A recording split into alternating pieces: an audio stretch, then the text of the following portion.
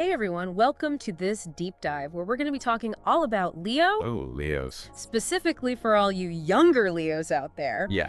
and actually for anybody out there who's interested in just understanding more about Leo characteristics and what March 2025 might hold for them. Right. We found this awesome article. It's actually an article that's focused on youth astrology, but I think it has some really, really fun insights that we can all kind of learn from.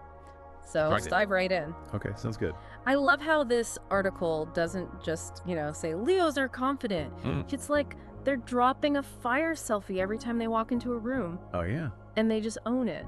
It, Like, how accurate is that? it is pretty accurate, especially when you consider that their ruling planet is the sun, right? Right. It's all about that vitality and self-expression. Yeah. And that desire to kind of stand out and be seen. Yeah. And I think even for like the youngest Leos, right? You see how they gravitate towards the spotlight? So, like, if I know a young Leo, I should just hand them a microphone and be like, here you go.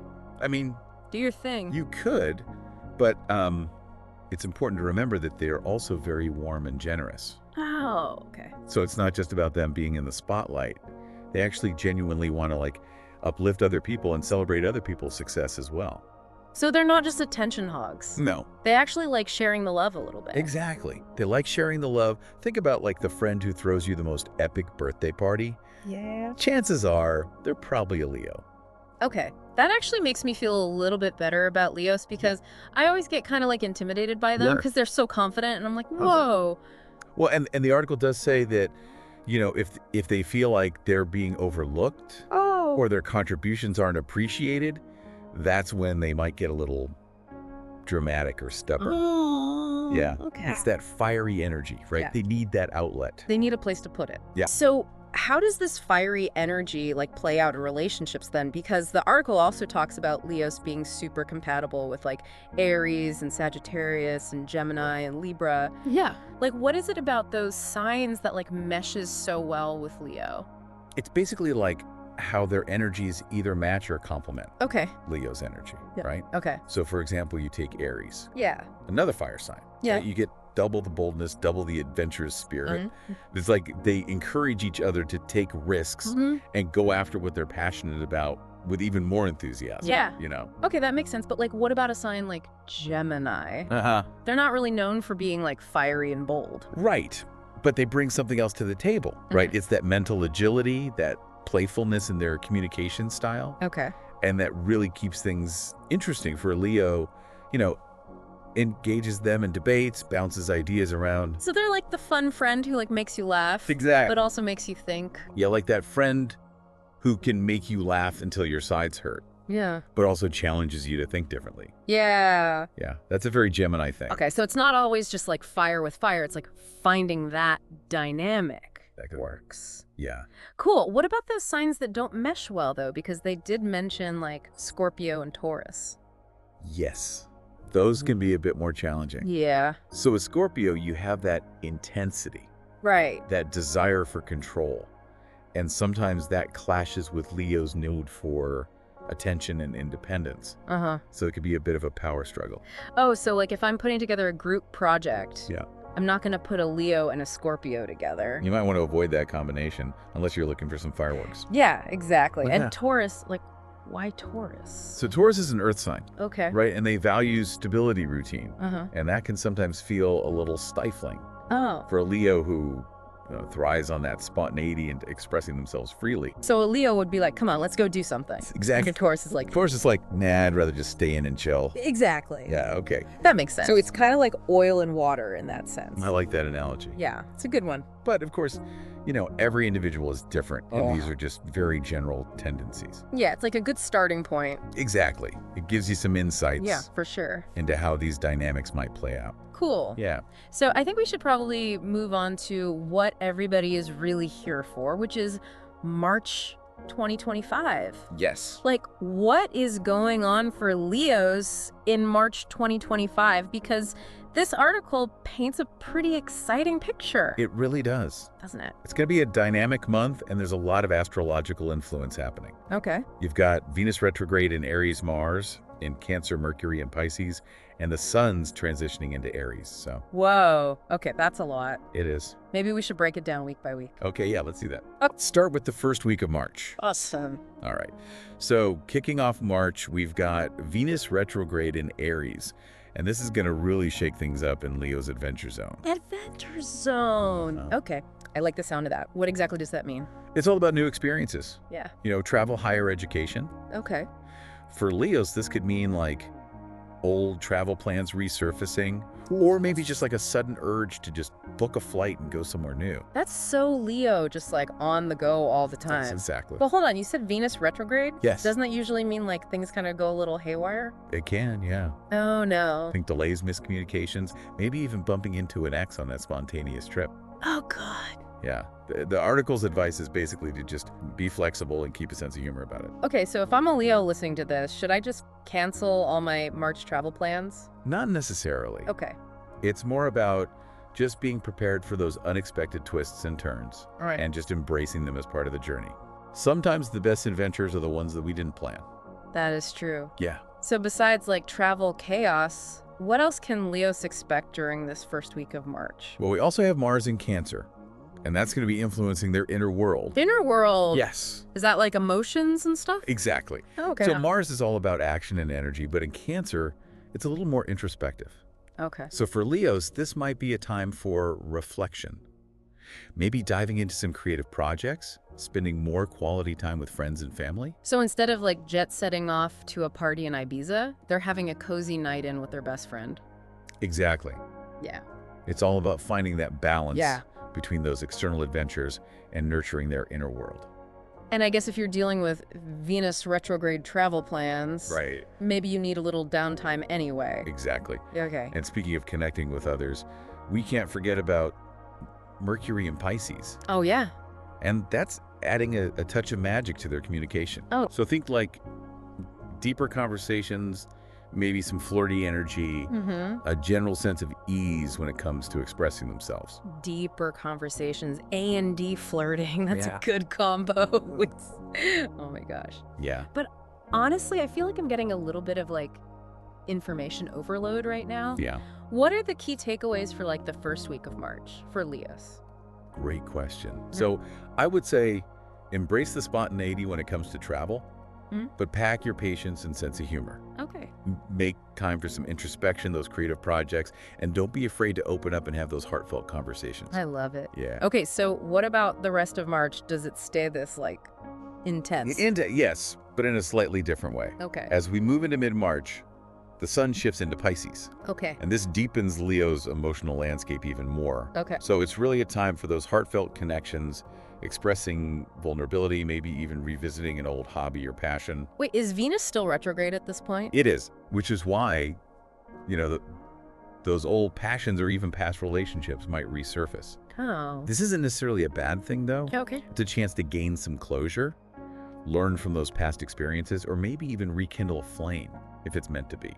So mid-March is like a cosmic therapy session for Leos. I love that you could say that. Okay. But it's also a time to really step into their power, Okay. assert their needs, and just let their authentic selves shine. Okay. Remember, Mercury is still in Pisces, so that just boosts their magnetism and those communication skills. So they're able to like have those deep emotional conversations, but also still be the life of the party. Exactly. It's a powerful combination. Okay. Now, as we head into late March, things get even more interesting Oh boy. because the sun enters Aries on the 20th. Double fire energy. Yeah. What does that mean? Get ready for a surge of motivation, Okay. a desire to take action. Mhm. This is the time for Leos to set those bold goals, Yeah. chase their dreams, and really embrace those leadership qualities. I can already picture like my Leo friend like launching a business or something like that. Next that. Or planning a cross-country road trip. Yes. They're going to be busy. And with a new moon in Aries on March 29th, Okay. it's the perfect time for new beginnings. Ah. So whether that's starting a new project, declaring their intentions for the future, or just really owning their individuality, Okay. the energy is really potent for planting those seeds. But wait, Venus is retrograde the whole month, right? It is? Is that going to mess things up? It will still be in effect, so yes, there might be some unexpected twists and turns. Okay. The article basically advises Leos to stay grounded, navigate those challenges with grace, and remember that their inner strength will see them through. So basically, Leos, don't let the cosmic drama, like, steal your thunder. Exactly, you got it. Okay. March is full of opportunities for growth, adventure, and self-discovery. That's awesome. Embrace the ups and downs. Okay. And just remember that you have the power to create your own destiny. Love that. I think it'd be really helpful to understand how Leos connect with other signs to really, like, navigate all this March madness. Right. Should we dive into compatibility next? We'll do it. Okay, awesome. All right, so let's dive into why certain signs are considered a match made in heaven for Leos, and why others might lead to some, cosmic clashes. Right. We talked about Aries, Sagittarius, Gemini, and Libra being super compatible, and then Scorpio and Taurus maybe being a bit more challenging. Yes, exactly. So It's fascinating how those compatible signs, yeah. they either like really amplify that fiery energy, Yeah. or they bring something that creates a really harmonious dynamic. Okay, so like with Aries, Yes. the article literally called them the ultimate power couple.